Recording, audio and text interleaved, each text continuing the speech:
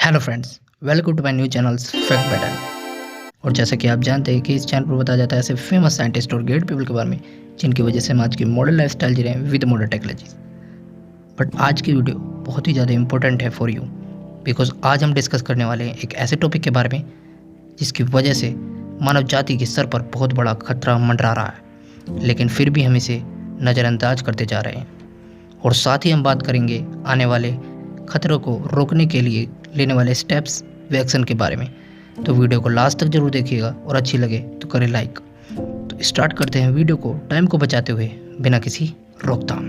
आज जिस टॉपिक के ऊपर हम बात करने वाले हैं इसका नाम अक्सर ही आपने अपने आसपास के लोगों से, टेलीविज़न पर या अपने दोस्तों से और अपनी स्कूल लाइफ में सुना ही होगा, लेकिन आप इसके नाम से परिचित होने के बाद भी इसके अर्थ वे दुष्परिणाम से अपरिचित हैं और ना ही आपको यह अंदाजा है कि आने वाले समय में ये हमारे लिए कितना बड़ा खतरा बन सकता है। लेकिन ये वीडियो आपको इस जानकारी को देने के लिए ही बनाया गया है। तो चलिए अब टॉपिक को स्टार्ट करते हैं। मैं जानता हूँ कि टॉपिक का नाम सुनकर कुछ लोग इस वीडियो को इग्नोर कर देंगे, लेकिन जो लोग रियली में इसके अर्थ और भविष्य में होने वाले दुष्परिणाम से सावधान होना चाहते हैं वो लोग इस वीडियो को पूरा जरूर देखेंगे और इस पर विचार कर इसके अगेंस्ट स्टेप भी लेंगे। और इस टॉपिक का नाम है ग्लोबल वार्मिंग। यह नाम सुनने में जितना लाइटली लगता है, इसका परिणाम उससे कई गुना खतरनाक है।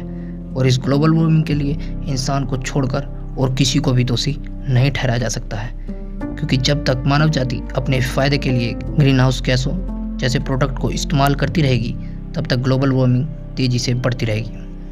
ग्रीन हाउस गैसें जैसे कि व्हीकल में यूज़ होने वाला फ्यूल का धुआं, कार्बन डाइऑक्साइड तथा मीथेन गैस ऑक्साइड और क्लोरोफ्लोरोकार्बन, यहाँ तक कि इन गैसों का धरती पर उपस्थित होना भी बहुत ही ज़रूरी है, क्योंकि ये गैसें भी पृथ्वी के इन्वायरमेंट को बैलेंस बनाए रखने में मदद करती हैं। अगर ये नहीं होंगी तो ठंड इतनी तेज़ी से बढ़ेगी कि हमें कई मुसीबत का सामना करना पड़ सकता है। लेकिन इनकी मात्रा को ज़्यादा होना भी ग्लोबल वार्मिंग को बुलावा देने से कम नहीं है। तो अब हम बात करेंगे कि ग्लोबल वार्मिंग क्या है और इसकी वजह से हमें भविष्य में कौन कौन से खतरे हो सकते हैं और क्या कारण है कि ग्लोबल वार्मिंग दिन पर दिन धरती पर तेज़ी से बढ़ता जा रहा है। और फिर आखिरी में बात करेंगे हम इसके अगेंस्ट लेने वाले स्टेप्स के बारे में। और इसलिए अगर आप अभी तक इस वीडियो में बने हुए हैं तो लास्ट तक ज़रूर देखिएगा, और वीडियो अच्छी लगे तो चैनल को सब्सक्राइब कर बेल आइकन पर टैप कर लेना, जिससे नए आने वाली वीडियो की नोटिफिकेशन आपको बिल्कुल टाइम पर मिल सके। तो पहले हम जान लेते हैं कि ग्लोबल वार्मिंग क्या है। जैसा कि हम जानते हैं कि धरती पर एक औसत तापमान बना रहता है, जिससे एटमॉस्फेयर में बैलेंस बना रहता है। लेकिन यही तापमान जब तेज़ी से बढ़ने लगता है तो वो ग्लोबल वार्मिंग का रूप ले लेता है। यह औसत तापमान ग्रीन हाउस गैसों की वजह से बढ़ता है। अब हम बात कर लेते हैं इससे होने वाले खतरों व प्रभाव के बारे में।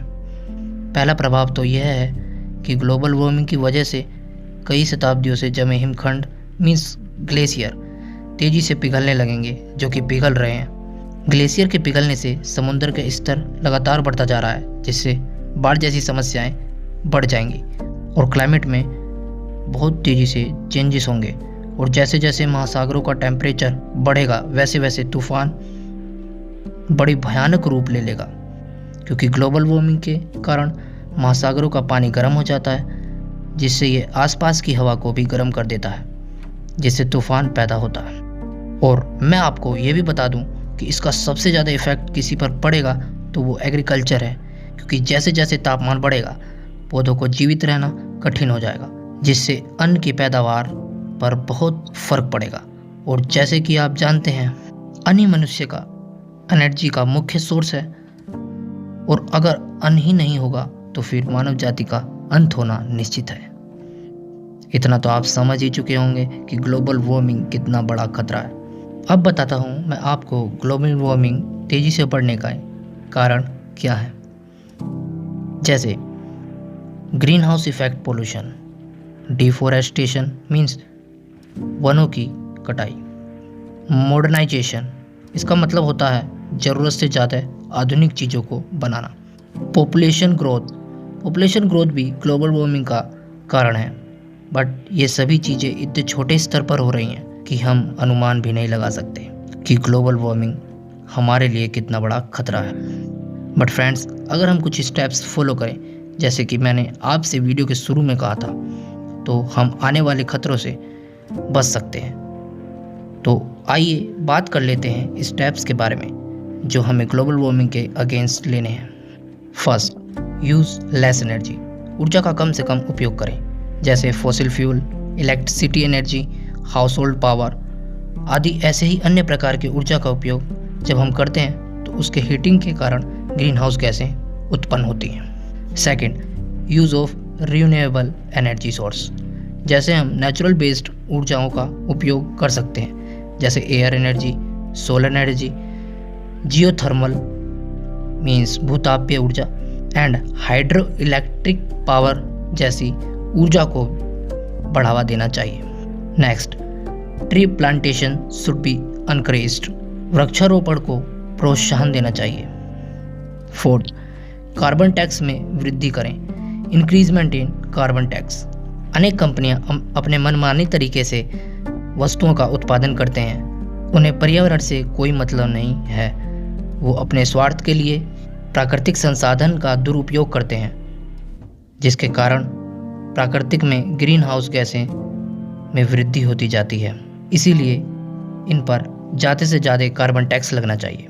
Sixth, recycle garbage. कचरे का पुनर्चक्रण करना।